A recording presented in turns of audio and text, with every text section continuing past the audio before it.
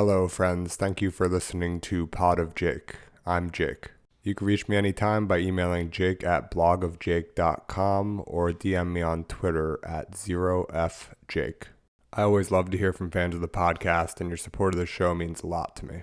This episode of the podcast is brought to you by AG1, the best foundational nutrition supplement on the market. You may have heard about AG1 by now and already decided you want to try it. If that's the case, go to drinkag1.com/podofjake and order your first pack now. If you're not familiar, AG1 is a foundational nutrition supplement with 75 high-quality vitamins, probiotics, and whole food-sourced ingredients to support whole body health. I started drinking AG1 a couple of years ago because it seemed like the most high-quality, cost-effective way to get the vitamins and nutrients I need. Now I drink it almost every day before I eat or drink anything else besides water. It tastes good, makes me feel great, and sets the tone for a healthy day, all for about $3 a day. So if you're looking for a simpler, effective investment for your health, try AG1 and get 5 free AG1 travel packs and a free 1-year supply of vitamin D with your first purchase. Go to drinkag1.com/podofjake. That's drinkag1.com/podofjake. Check it out.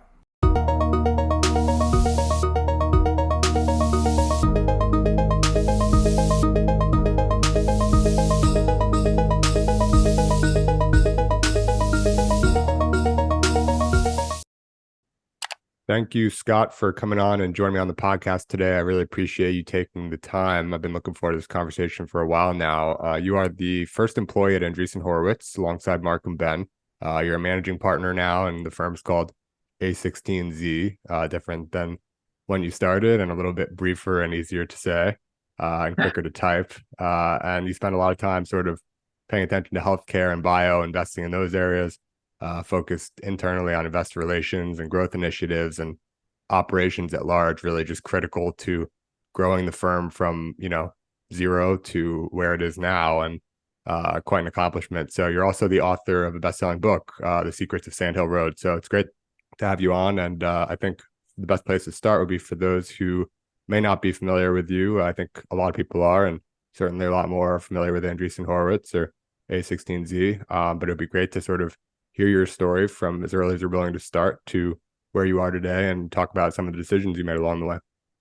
Yeah, that's awesome. First of all, Jake, thanks for having me. Appreciate it, and excited to jump in. So, all right, so maybe I'll give you my childhood history in hopefully 2 or 3 sentences, just so you have a perspective of where I came from. I grew up in Houston, and I guess maybe the simple way I would describe my childhood was I was a precocious nerd, maybe is the simple way to describe it. So I was always thinking about the future and always more comfortable, quite frankly, talking to people older than me than necessarily people who were kind of my same age.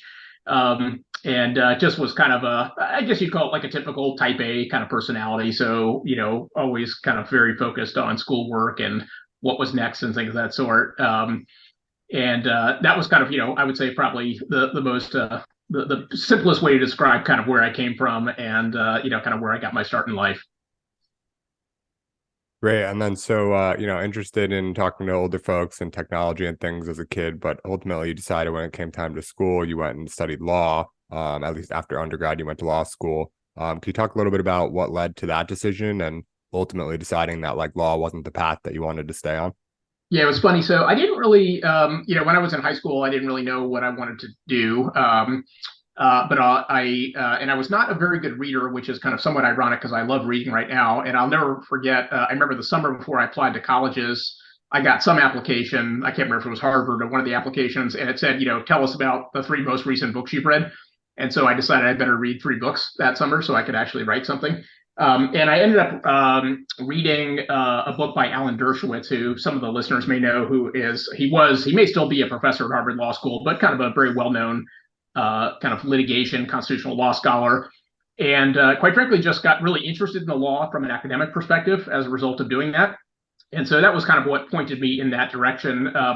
As you mentioned, I went to law school thinking that that's what I wanted to do. I kind of discovered about halfway through law school that while I loved the law intellectually, I wasn't as excited about the practice of law. And that's probably an unfair statement since I didn't really know what the practice of law was. But I read this book called The Lost Lawyer, which is a book by a guy named Arthur Kronman, who I think is still alive and is a professor at either Yale or Harvard Law School. And he kind of described the lawyer as like business counselor was kind of the original way that kind of lawyers interacted with their clients. And that was kind of my conception of what I wanted to do, was to kind of be more like a business counselor to people. And this is a longer story, but the law firm practice had changed since he wrote that book, and law firms were obviously very focused more on obviously transactional billing and things of that sort. And so I just found that, like, intellectually, while the law had a lot of appeal to me, the practice was less interesting. And so I ended up doing what any good law school graduate who doesn't want to practice law does, which was to join an investment bank right at the beginning of what turned out to be the dot-com boom and bust. So that's kind of how I ended up basically working broadly in the technology industry, notwithstanding the fact that I had come to that industry without a whole lot of background. Yeah, and I definitely want to dig into the banking days just a little bit. That's how I started my Yeah. career as well, so I can certainly sympathize with some of that stuff. But you mentioned something interesting about reading, saying, you were never a big reader. You were a self-described nerd growing up, so like a lot of times nerds are sort of associated with reading a lot of books and things like that. But I myself was not a big reader growing up, and sort of have a bit of like a journey of like how I sort of started getting into reading, and now I read a lot, pretty much every night before bed, and then a little bit in addition to that. Can you describe, like, you read these few books because you sort of had to for the law school application, but have Right. your reading practices, you said you read a ton these days, how have they sort of like shifted and developed over time, like fiction, nonfiction, certain subjects, certain habits affiliated with like your reading, like reading before bed or on the weekends? I'm just curious, Yeah. like your reading practice and how it went from sort of nothing to reading a lot these days. Yeah, it's a great question. So yeah, as you said, like, yeah, I kind of read. I always read what I had to read for school in high school for sure, but I never really read outside of school. And it was applying to college where I finally realized I had to do this in order to be able to answer these essay questions. I think what changed for me was a couple things. Number one was I had a chance. I was super, super lucky to be able to go to Stanford for my undergraduate degree. And little known story, which is I actually got rejected from Stanford when I applied initially out of high school, and ended up actually spending my freshman year at the University of Pennsylvania in the Wharton School there, which is kind of their business school. And for the first time in my life, I actually found that I had like what I would call a more intellectual interest in things. And so Wharton is a fantastic school, and they've done a great job. At the time I was there, though, it was very what I would call pre-professional. So everyone was like, okay, I know what I want to do, and this is how I'm going to get there. And I always thought that was me, quite frankly. And then I kind of discovered that somehow I just kind of had an interest more broadly in some, just general esoteric intellectual issues. And so I was lucky enough to be able to transfer to Stanford. I even got so far in my journey that I actually was going to be a religious studies major at one point in time. I'll never forget. I called my mom and she was like, aghast that I was going to do that. But I mentioned that story just because that was kind of a little bit of my journey to just kind of trying to read as a way to just, quite frankly, expand my mind a little bit. So once that started, I've always been 100% nonfiction reader. And I like to read kind of topically. So I like to kind of find areas that I'm just interested in and read hopefully 2 or 3 books that generally cover the same topic. So that was kind of part of the journey. The second part of the journey, actually, I credit, I think it was Mark Andreessen with, which is the freedom to not have to finish a book if you don't like it, or you feel like you've kind of already got the essence of the book. And I don't know that he actually does this in practice, but I remember, I think, having a conversation with him, and I never felt that way. I always felt like you had to do the death march at any time you started something, and I felt this compulsion to go finish it. And once I kind of adopted that mindset, quite frankly, I just found that that really opened me up to being willing to explore new things that I didn't really understand or know that I might be interested in, with the safety that I always knew I could basically jettison it if I needed to. So that was my journey on reading. Basically, I still don't do as much as I would like today, but that's what I aspire to do, at least. Yeah, it's interesting, both of those parts of the journey, especially I think the second part I can relate to, because I sort of know intellectually, like, I don't need to finish this book. I don't need to finish this book. I don't need to finish this Right, book. But right. no matter what I do, I like have to finish it. And it's this thing that I know it's sort of wrong, and that I would be better off probably just skipping around. And like you said, once you get the essence of it, pick up a new one and not treat them as like these religious texts. Like you go, it's not like you're reading sort of an article online and you feel compelled to finish it, although those are of course shorter. You just sort of navigate the internet and jump around. And Yeah. to be able to have a similar relationship with books, I think would be great. But I would be lying if I said I was Yeah. quite there yet. So I encourage you to work on it. It was a big unlock for me. But so I have a million books. My wife hates this. I have a million books sitting on my bedside table that all have bookmarks somewhere at various points on that are unfinished and probably, quite frankly, will never be finished. And at some point, I need to actually move them into an actual storage area instead of keeping them on the side of my bed table. yeah, totally. And then I want to go back to something you mentioned from the first part of your answer as well, which is something that didn't come up in my diligence, but the fact that you got rejected from Stanford the first time Yeah. around. One of my favorite sort of I guess features of people's stories, my probably biased from my own, is that I love to hear like when people sort of get a no on the first time and then they go back and they come through, whether that's building a business or getting into a college or whatever it might be, even finding a girlfriend, whatever it might be. And I think, basically I'm curious if you can sort of rewind to that Yeah. early-ish part of your story. Obviously Wharton is not a school for slouches. It's an amazing school and you were able to get in there, it sounds like, on the first time, but you persisted and you wanted to go to Stanford and you ended up going to Stanford. So what was like sort of the nature of that move? Was it basically about that Yeah. intellectual piece not being satisfied at Wharton, or how did you think about sort of going back on that one? Yeah, so let me give you a couple thoughts. So first of all, let me acknowledge upfront, like these are obviously, as you mentioned, these are kind of first world problems. So nobody should feel sorry for me or anybody else for not being able to get accepted to Stanford. Two things I would say. One was I always wanted to go to Stanford. Quite frankly, I'd never been to California. I'd never been to Stanford before, but for some reason in my mind, that was kind of just like where I wanted to be, and it was completely uninformed, to be totally honest. But it was just that was something in my head. The interesting thing for me was, so like as I said, I was kind of a precocious nerd. So like I always did well in school. I was very active. Like I was president of my class all the time, and so I was like a big leadership person.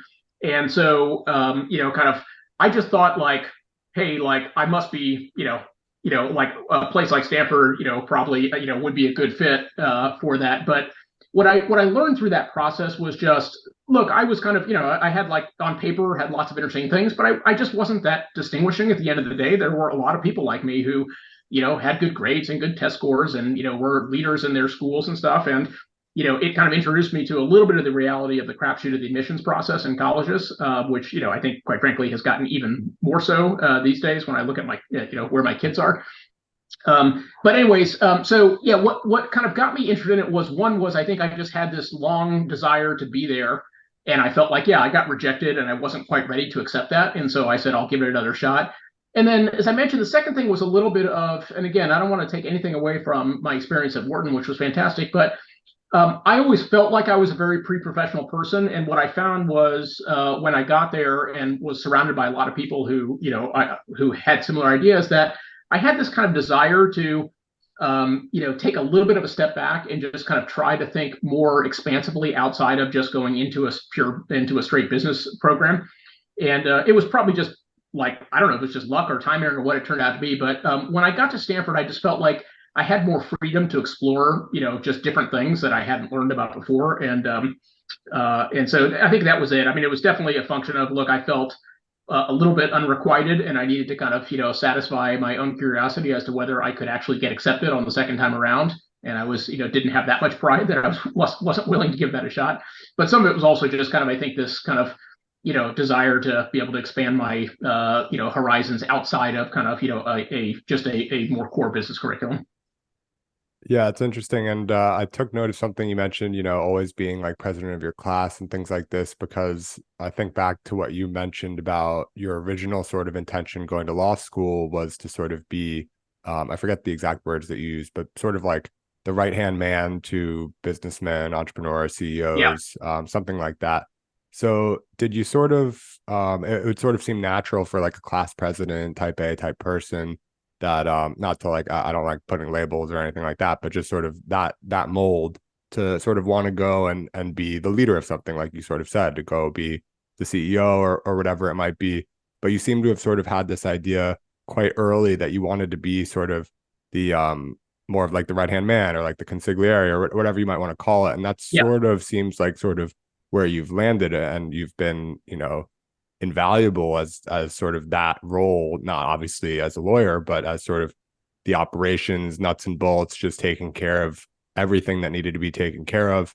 And, your name's not on the building, as they say, but like you were the first person, like I said at the introduction, besides Mark and Ben at Andreessen Horowitz, and have been there ever since. And just like, I think they would both say, couldn't have become what it is today without you. And so, how did you sort of get that idea, if you can recall, or how did you think about like the difference between sort of being the guy and being part of a team where maybe you're not sort of in the spotlight and sort of Yeah. widely recognized as the leader? Yeah. It's actually really interesting. It's an interesting question. I haven't thought about it a lot, so I'll give you a very raw response to your question. I think the turning point for me was as I think we started talking about. So I went to law school, and then I went into investment banking from there. And obviously, we can talk about that. It was, again, kind of height of the dot-com bubble. And then, I came out of there and ultimately joined Mark and Ben at what was at the time called LoudCloud, which was a startup that they had started in September '99, and I joined them in 2000.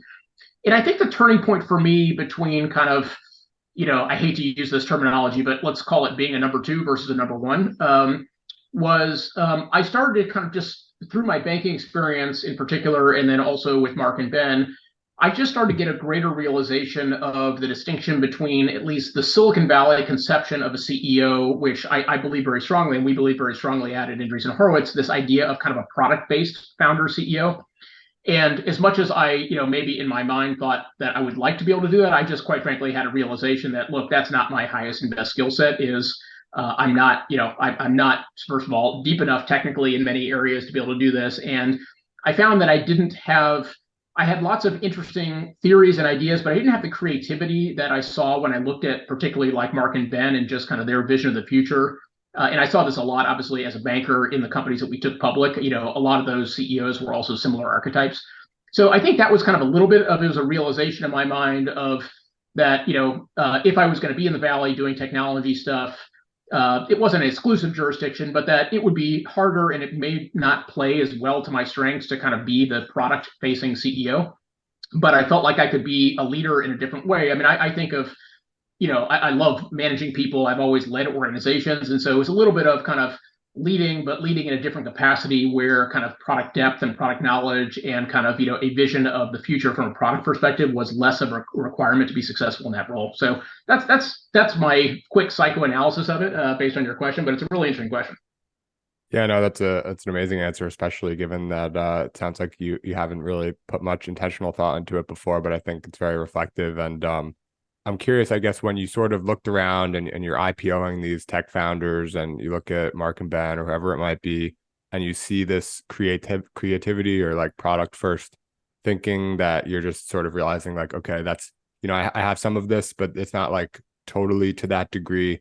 What is it that you sort of found early, if you can like sort of boil it down as much as possible, that you think you have, that you look around and it's like, okay, I don't have this, but I do have this. And this is sort of what I can double and triple down on as I continue to develop my career from, you leave law school, you go into banking, you leave banking, you go to LoudCloud, and you're sort of realizing like, these are the threads that I want to just double and triple down for myself, because I think this is something that I have that is pretty rare to see like to this degree in other people.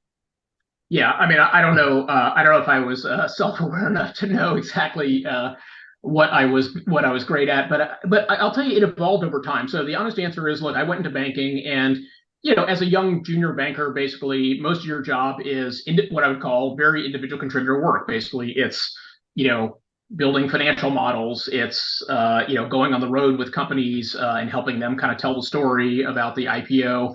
It's a lot of it is pitch work, basically, right? So like trying to pitch clients to convince them why it's a good idea to do business with you. But at the end of the day, there's not what I would consider like a lot of managerial activity in an investment bank. It's largely, you have particular discrete assignments and you have to get them done. And so when I joined LoudCloud, I initially joined in a similar context. So I got hired into like a hybrid business development role and also a finance role, in part because we were raising a bunch of capital and I was the only person who had some experience raising capital at that time. But it was all basically still what I would consider, me as an individual contributor doing kind of, very, very clearly articulated tasks that needed to get done. And the turning point for me was two things. One was probably the most influential was Ben. So Ben, was always very kind to me from early on and said, "Hey, look, you're great at what you do, but like if you want to really grow and scale and be part of a broader operating organization, you have to do two things. One is you have to learn domains outside of just pure finance, and then two is you also have to begin your journey from migrating from individual contributor into a manager and a leader in the organization." And I'll fully admit to you, like those were both like daunting for me at first because I knew the domain of being an individual contributor. I knew how to do the spreadsheets that he gave me, and I could score 100% or 99% on those and feel good about the work product that I presented to him and others, and feel good about myself. And I'll never forget the very first time when Ben finally moved me out of a role like that and put me in charge of a managerial job, which was not me performing an individual contributor role. One of the things he said to me, he said, "Look, like one of the things you're going to have to get used to is you're used to getting A pluses on tests, and that's great, and you've done that throughout your career. Now in this new job, probably the answer is if you actually are realistic with yourself, you're probably going to score 50, 60% on almost everything you do. But like that's fine. That's just the nature of moving from a task-driven world into a managerial world where it's a lot more of decision making and trying to make decisions with limited information as opposed to can you prove that the spreadsheet actually ties out at the end of the day?" And if I'm being, as I said, totally honest, like that was super, super scary for me. I am immensely grateful to Ben in particular for pushing me outside my comfort zone. But that was like my nature. Despite that I work in the venture capital world, look, I mean, I must admit I'm a more conservative person than most. I mean, for God's sakes, I went to law school, right? So like that's about as conservative as you can get in terms of your own career path and development. So it was a major, major push from him to me to basically grow into a lot of the things that I've kind of been able to mature into as part of my broader career. Right. And obviously that's become a major theme of what you do, being, managing partner at this firm with, I don't know how many employees exactly you guys have today, but in the We're a little over hundreds. 500 today, yeah. Yeah, over 500. So quite a lot of people. And obviously seeing that and experiencing that, Andreessen Horowitz wasn't your first time. You had done it at Louds Cloud and Opsware. Right. And then I believe at HP as well with a fairly sizable organization that you were basically managing.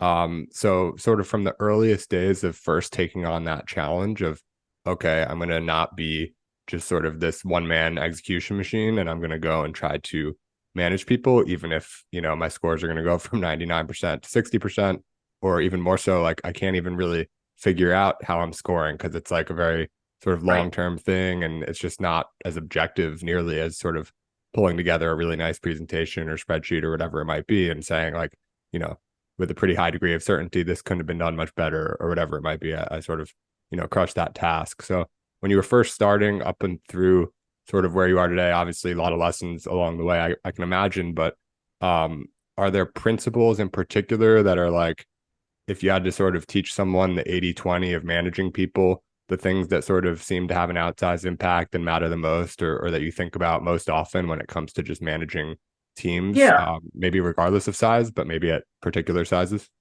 Yeah, I think there are a couple things, at least over time, that probably kind of, yeah, I don't know if I wouldn't say it's a guidebook, but some principles at least that I think about. One is what I came to find over time was I used to get enjoyment from making sure the spreadsheet tied out, and obviously, as I said, that to your point, it was frustrating when the kind of measure of your output becomes much more amorphous when you're in a managerial role versus when you're in a contributor role.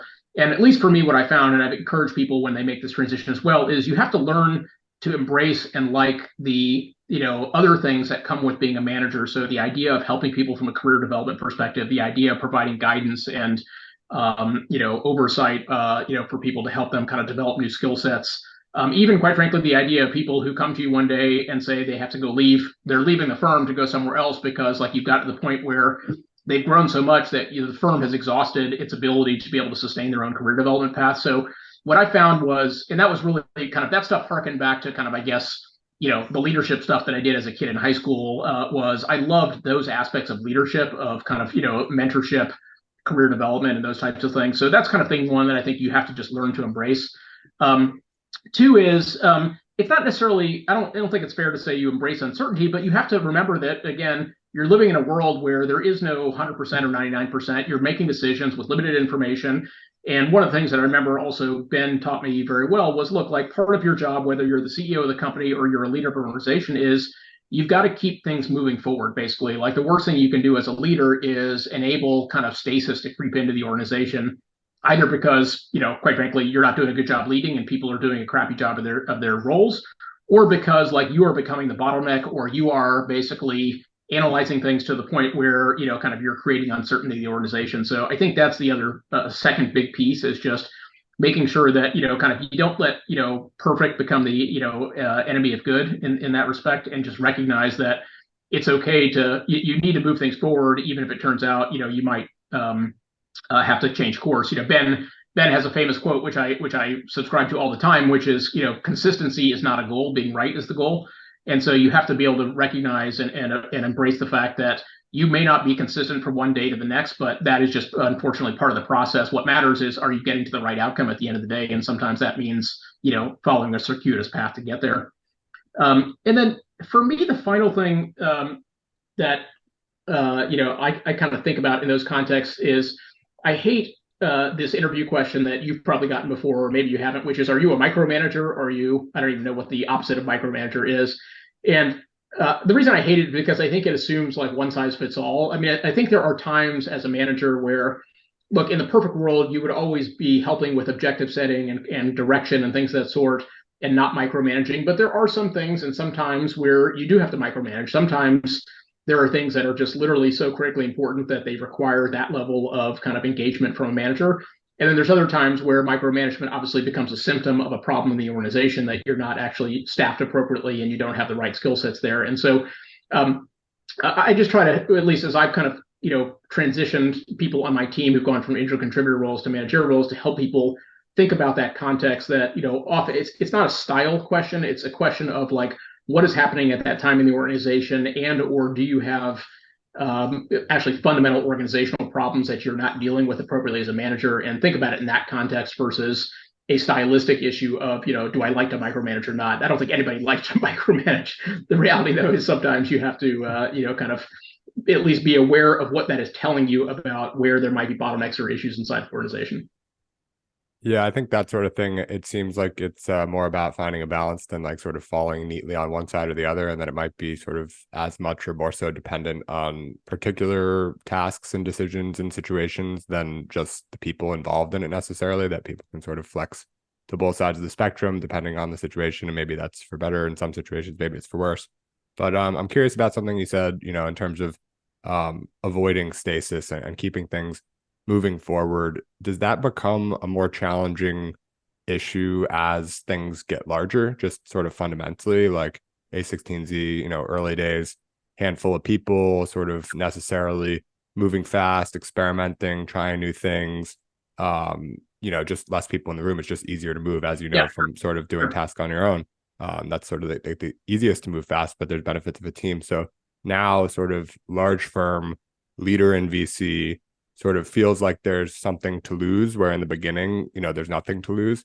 Does that issue become more difficult to overcome?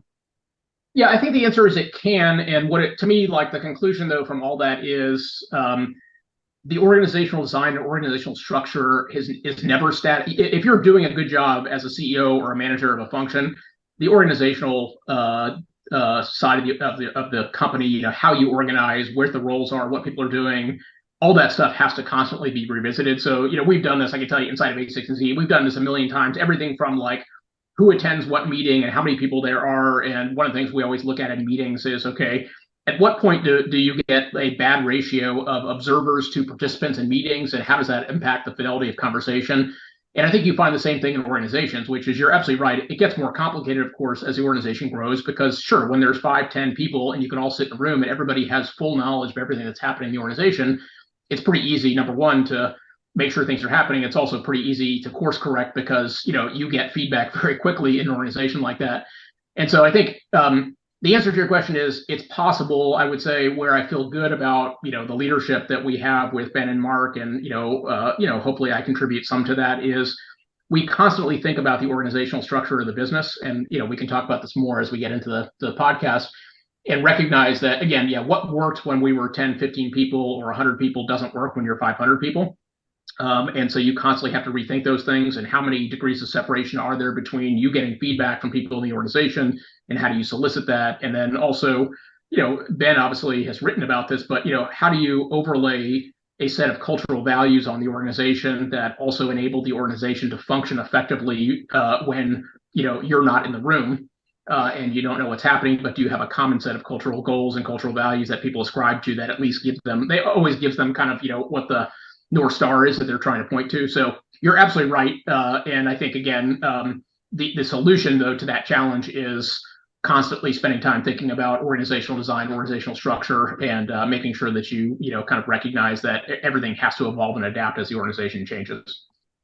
Yep, and I'm tempted to like put a pin in that and make sure to revisit it later, but you never know if you're going to actually end up coming back. So I'd like to actually just go further into that point, if Great. you don't mind, on the Yeah. organizational design and structure and how that's changed over time.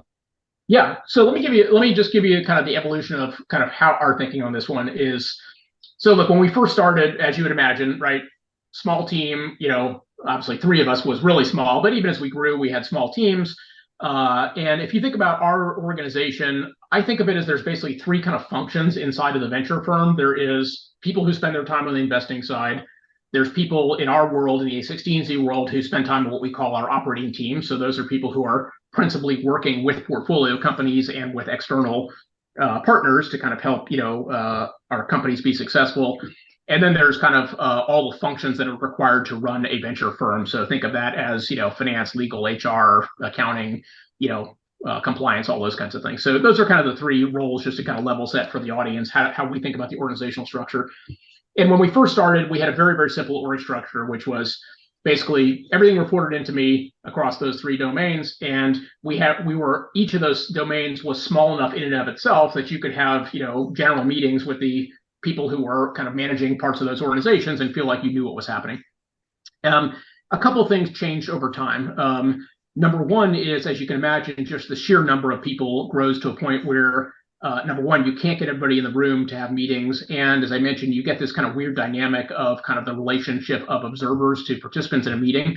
And I don't know what the right number is, but I would just say, as a general rule, when the numerator, the number of observers, gets too high, you just find that the fidelity of the conversation breaks down pretty quickly.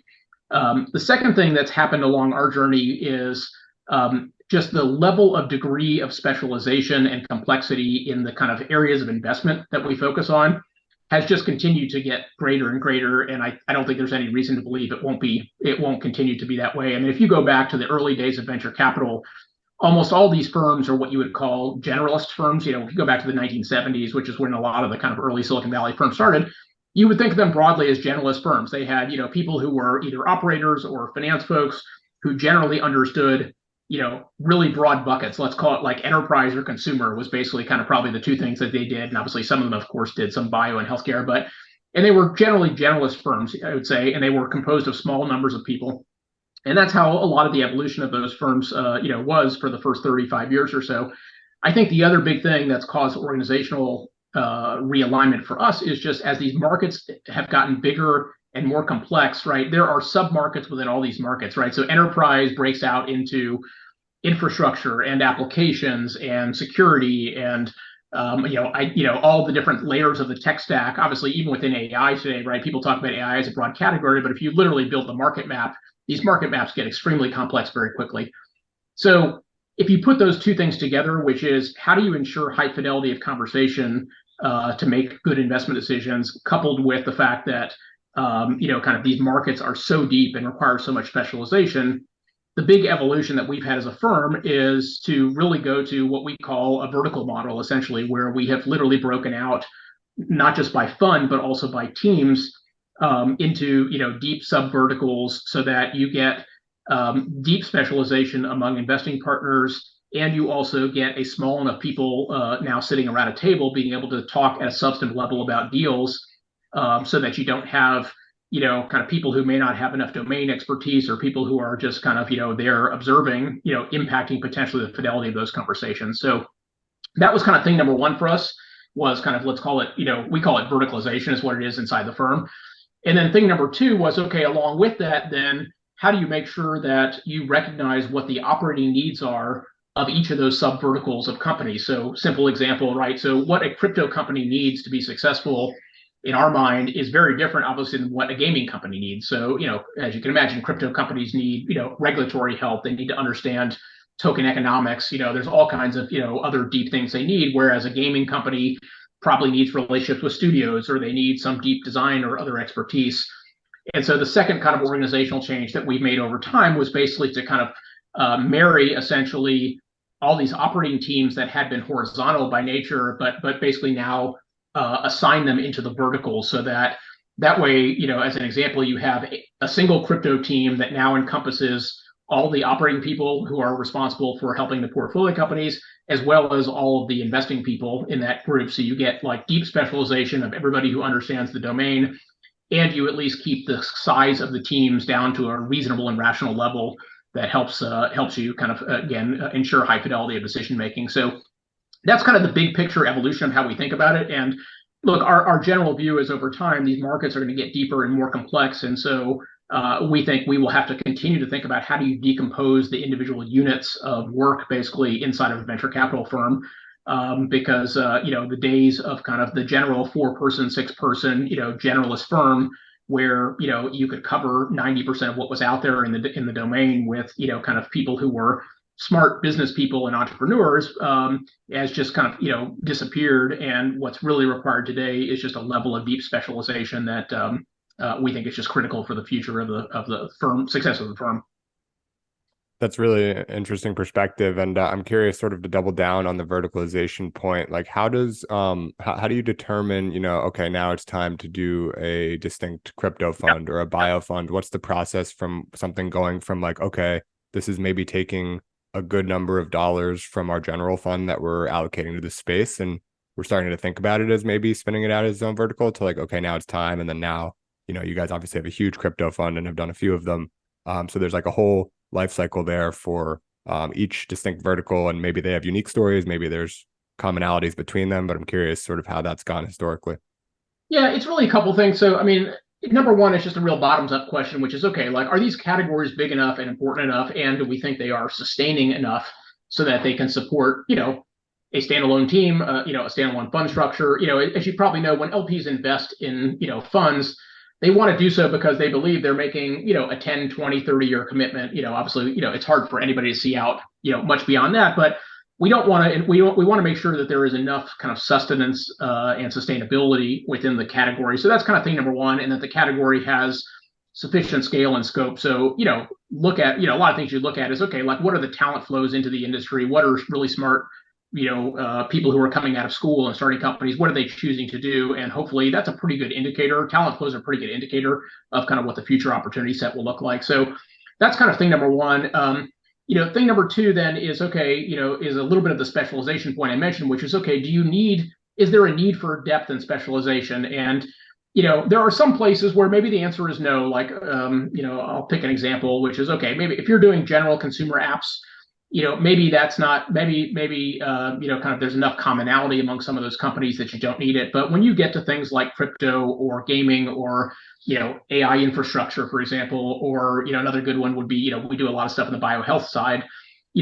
If you're not living and breathing and know every single startup who's doing some kind of drug development process, around cancer drugs or something, like, you're kidding yourself if you think you can actually pick winners, because you just don't have full visibility in what's happening. So kind of that level of specialization and kind of, again, depth of market is probably kind of thing number two that I point to.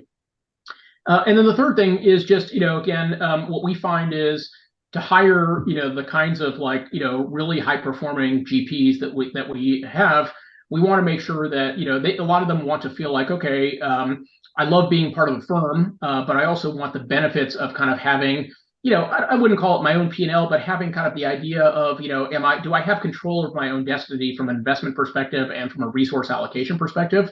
And so that's the other thing, is just making sure that you have kind of an archetype of general partner who likes the idea of obviously investing, but also, quite frankly, in some places, playing the role of a general manager inside of a vertical organization. So that's kind of the rough calculus. And so not everything falls into that category, but our bias these days is that, if things are big enough and worth doing as an investment platform, then they're probably worth some level of specialization to make sure that we are competing, hopefully at the highest and deepest level that we possibly can.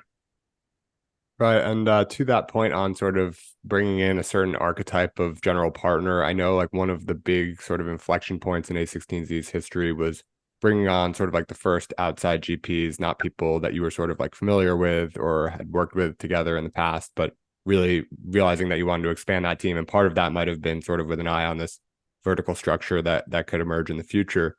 And obviously, like over time, you sort of at first you might all investment decisions run through like Ben and Mark or whatever it might be. And then over time that becomes more and more of like maybe a formality to get it checked by them. And now I don't even know across like all of the funds if you or they even have to sign off, or if there's sort of autonomy among some of the GPs you've brought on. And so obviously there's like a ton of trust that's required there, because these new GPs, obviously, not referencing the ones from the beginning anymore, but now the newest GPs you're bringing in like within the last couple of years have a ton of influence on how the fund does at large, at least through their decisions in their vertical.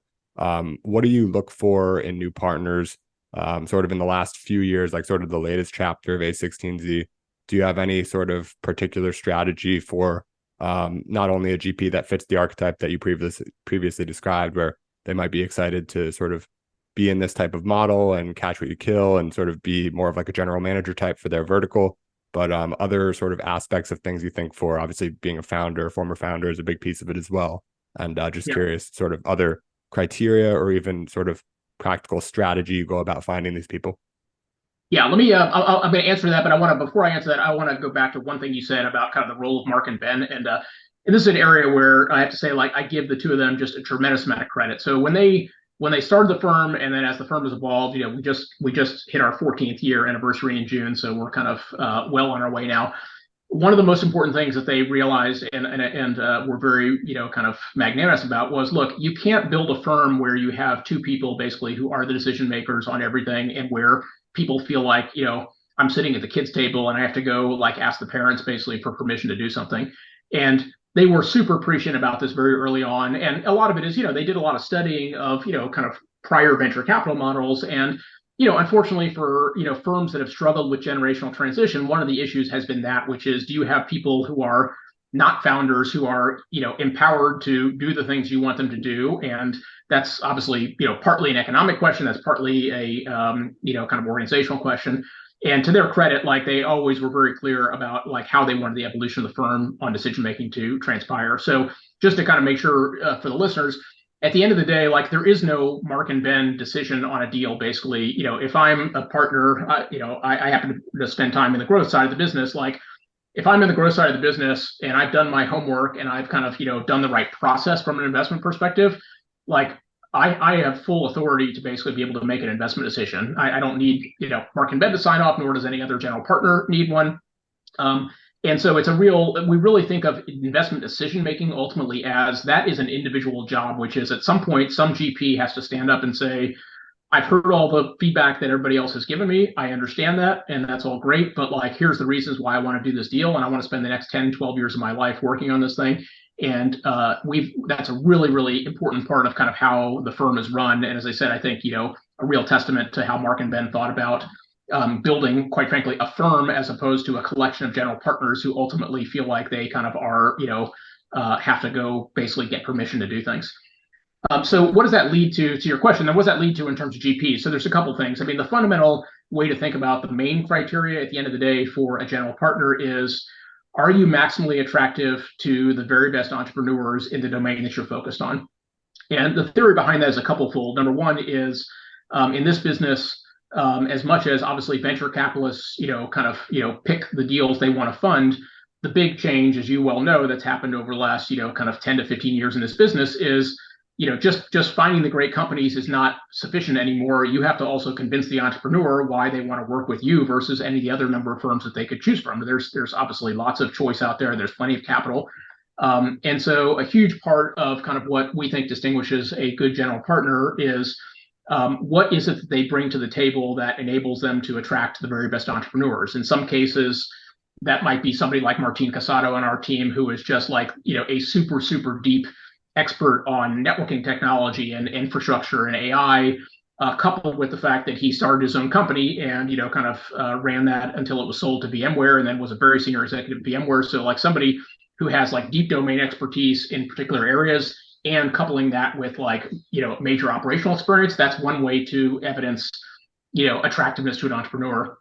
There are other people like Connie Chan, who is a super deep expert in consumer business models, and in particular how does what has worked in China, and how might that or might not that be applicable to U.S. businesses with similar characteristics. And so people seek her out for that kind of expertise. So there's lots of ways to kind of do that, but that's kind of the top level way to think about it, is what ultimately enables you to be able to kind of pick the best opportunities, but also as corollary, be able to make sure that you are attractive to those entrepreneurs so that you can win in a highly competitive environment.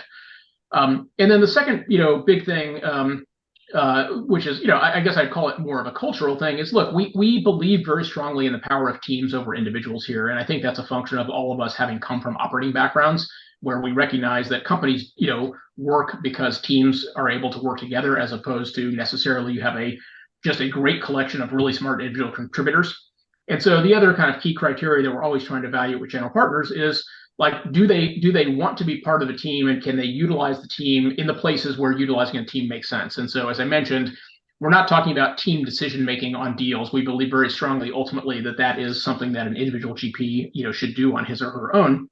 But we do believe that there is a team process to diligence, and a team process to showcasing how the firm can be valuable to an entrepreneur, so that kind of we want people who are excited about, and quite frankly comfortable, that maybe the best way to kind of convince an entrepreneur that they're the right person is to showcase other members of the A6Z organization in a way, and the ways in which they can be valuable to that entrepreneur. So we want people who are I would say certainly, confident in their own decision making as it relates to decisions, but who recognize that the process for gathering information, the process for approaching a deal, the process for getting help for a company, whatever the case may be, that those are things that actually can benefit from, quite frankly, being part of a single team.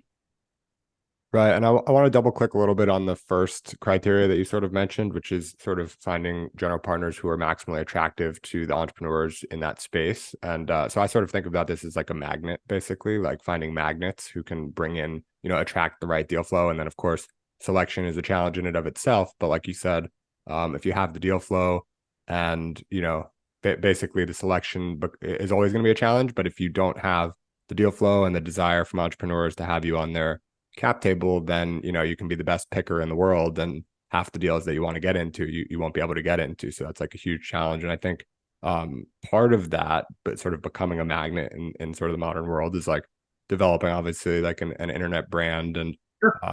participating in like leveraged opportunities to create content and build audience and things like this. And A16Z has very clearly like doubled and tripled down on this in terms of sort of becoming a media brand alongside being a venture capital firm. And there's countless examples. You guys obviously have various podcasts. You've written a book. Many of the partners have written a book. Chris Dixon has one coming out. Andrew Chen wrote one, I think, last year. So all the partners, and, Mark and Ben were doing an awesome Clubhouse for a while. It was like one-on-one with ANZ or something like that. I listened to like every episode. So basically anywhere there's a possibility to create some content and sort of get the word out on what A16Z is, who these partners are, what they're thinking about, what their visions for the future of the verticals are. You guys are doing it. So how much of that was like a conscious decision? Does it relate to this sort of like being a magnet as a brand and individuals? And what's sort of like your future, vision for how that media brand kind of pairs with the VC company? Yeah, so a couple thoughts there. So, well, I mean, one of the first hires that we made was a woman who still runs marketing for us at the firm, named Margaret Wenmakers, who is a real expert in this area. And the theory behind it at the time, look, I'll fully acknowledge, like, it was kind of somewhat verboten in the venture capital industry, right? This idea of kind of creating your own content or doing, kind of anything that looked like PR and marketing was just, not, it was not the way, and I did air quotes there, of how these venture firms worked. Our bias coming in was we had all come from the operating world, right? And so we looked at this just from a simple business perspective and said, look, in business, to be successful in business, you have to have sales and you have to have marketing. Like, maybe there's some magic business model in the world that doesn't have those things, but at the end of the day, like successful companies, have competencies in R&D, and they have competencies in, finance and accounting and HR and other things. And they also have to have competency in sales and marketing. You have to actually tell the client, the prospective client, what it is that you do that has value to them, that makes them desire to basically become a customer in a normal product setting or a service setting. And the honest answer is, like, I don't think venture capital is any different. And maybe it operated in a certain way when it was a much smaller, more cottage-based industry. But the reality is now there are plenty of players, there's plenty of capital out there. And so our going in assumption was always, if we want to be able to attract the very best entrepreneurs, the first thing we have to do is tell them who we are, what do we stand for, what are our views and ideas in the world. And so that was really the original basis for kind of bringing on Margaret. And she did has done and continues to do like an amazing job for us.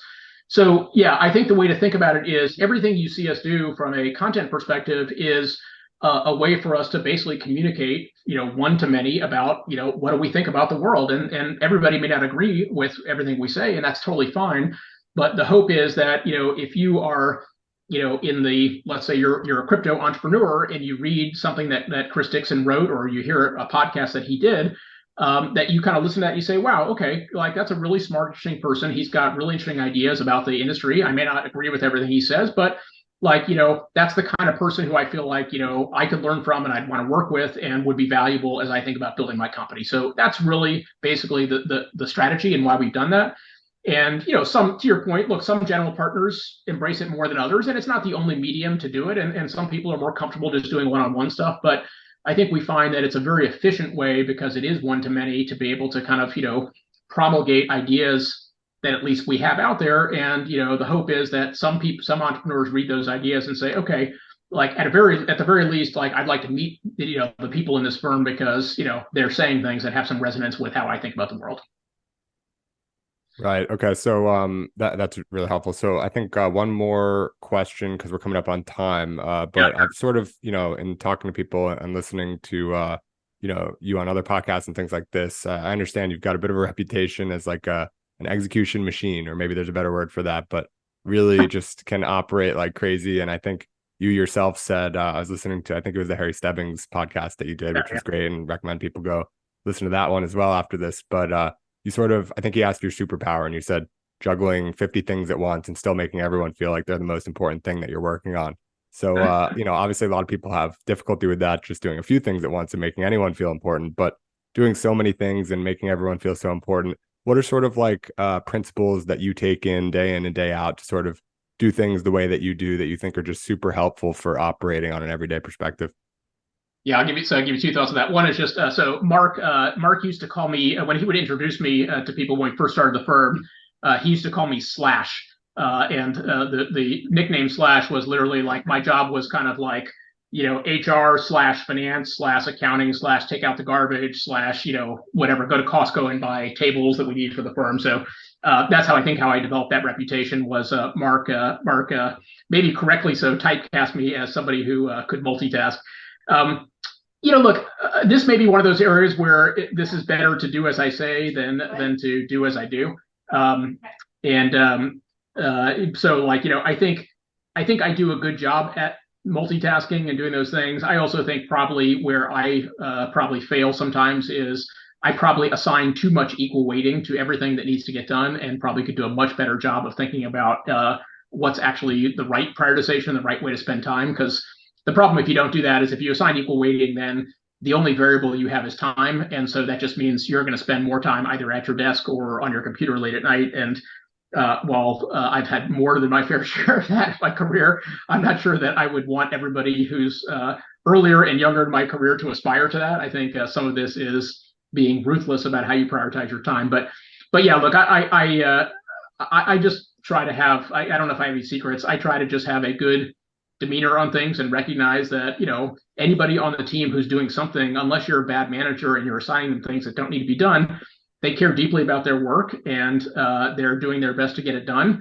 And if you as a manager can't show them that same level of respect by answering their email in a timely fashion, or picking up the phone when they call, or being available to give them direction, or just you're kind of sleepwalking through a meeting with them where you're not paying attention what they're doing, I just think fundamentally you're not doing your job as a manager, and there's probably more efficient ways to do it than the way I do it. But at least that's the fundamental principle that I'm trying to achieve.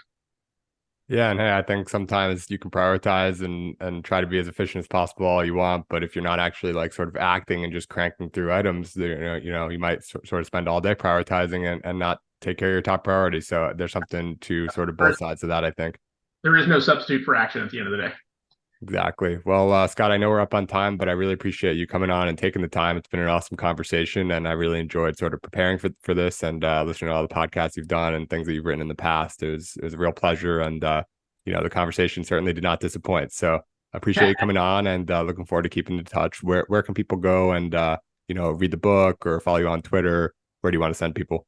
Sure. Yeah, I appreciate it, Jake. Again, thanks for having me. So easiest way to follow me is at SKUPOR on Twitter. I will give you the full warning, which is, I sometimes tweet A16Z related stuff, but I often look for things that are a little bit off the beaten path. So I try not to be duplicative to all the other tech related folks that you can follow, but that's the best place to go. Obviously, if anybody's bored and needs to read a book, you can go find that on Amazon, Secrets of Sand Hill Road. But again, really appreciate the opportunity and look forward to staying in touch.